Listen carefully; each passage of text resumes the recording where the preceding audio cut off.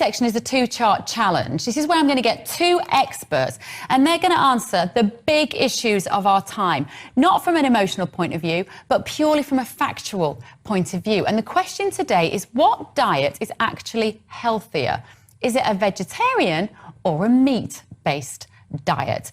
And so I am delighted to say that I'm joined now by Ivor Cummins, a metabolic researcher and co-author of Eat Rich, Live Long, and Dr. Michael Greger, physician and founder of the non-profit nutritionfacts.org. Gentlemen, good to see you, and thank you for joining me on the two-chart challenge. We believe in free speech and good, healthy, rigorous debates here on GB News.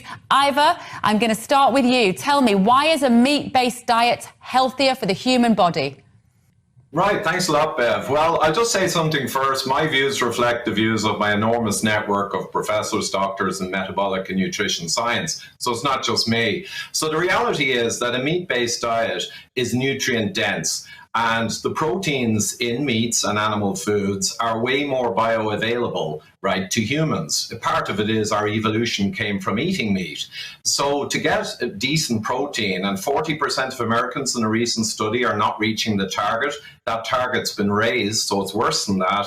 And the bioavailability of proteins is around a half to a third often of animal foods. So we have a huge problem, developing world, a massive problem. Almost none of them are getting their required protein and vitamins.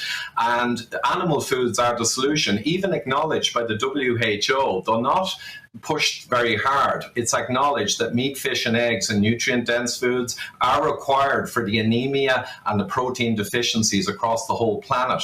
So a vegetarian diet is doable. And I have many vegetarian friends, and Joel Kahn, a vegan cardiologist who's quite famous. Good pal. However, he acknowledges you need to get your supplements and you need to be very careful with a diet that's missing animal foods. And he acknowledges that. Thank you, Ivor. Dr. Michael Greger. Ivor Cummins has friends who are vegetarians. He even has some friends who are vegan, but they're not as healthy as him, are they? Unfortunately, look, the number one killer of British men and women is heart disease. There's only one diet ever proven to reverse the progression of heart disease. That's a plant-based vegetarian diet. If that's all a plant-based diet can do, reverse the number one killer of men and women, shouldn't that be the default diet until proven otherwise? And the fact that can also be so effective in preventing, arresting, or reversing other leading killers like type 2 diabetes and high blood pressure would seem to make the case for plant-based eating simply overwhelming. People aren't dying of deficiency diseases. When's the last time you heard of someone having protein deficiency, beriberi, pellagra, scurvy? No, people are dying of excess, of diseases of excess saturated fat and cholesterol. The healthiest diet is one centered around whole plant foods. Ivor, you might look good, but inside your heart is not doing so well as a burgerholic. Well, burgers are okay if there's no wheat kind of put into them, if they're just real meat. But I think Dr. Greger there is referring to the Ornish study. And I have many good cardiologist friends, including Dr. Arthur Agatston, who invented the Agatston score. And basically, those studies are dismissed. They're based on grainy kind of images. They're not really solid science at all. So it's been demonstrated by Professor Jeff Volek and many others in human studies that a low-carb, high-fat, animal-based, largely diet can dramatically lower blood fats in diabetic people. And I'll just show something on the screen, if I could be at liberty to do so. And it's in reverse, unfortunately, but you'll see the blue line collapsing and the pink line rising up to the right over 40 years. Yeah. And essentially that's the reduction in red meat consumption over the last 40 years and the explosion of type 2 diabetes, insulin resistance, which drives most heart disease. So to be honest, this isn't rocket science. We've lowered our nutrient density meats and we've exploded our chronic disease, including, as per Dr. Greger, the cardiac disease, the biggest killer. It's insulin resistance driven, and a whole foods, animal-based diet with plant foods can help counter this catastrophe. Go on then, Michael. That's a very convincing chart that Ivor Cummins brought to the occasion. Do you have a chart that can beat that? My chart was all the diseases that are lower rates in vegetarians. And so beyond the heart disease, there's lower rates of cancer and dementia. And in fact, I ran out of space. There's also lower gout, on and on.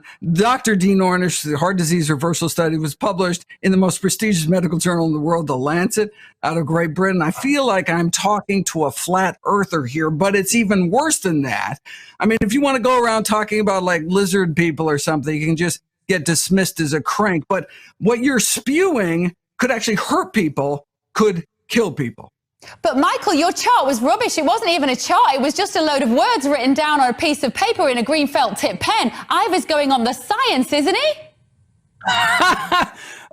Lots of things have changed over the last few decades. That's what's called ecological evidence. It's the lowest rung of evidence. The fact that, you know, overall population consumption has gone up or down versus disease rates. What we want are interventional studies, randomized, controlled studies where you can actually prove you can reverse the leading killers of Britons with a healthy diet. And that is a diet centered around plant foods, reducing one's intake of meat, eggs, dairy, and junk. Ivor Cummins, last word to you.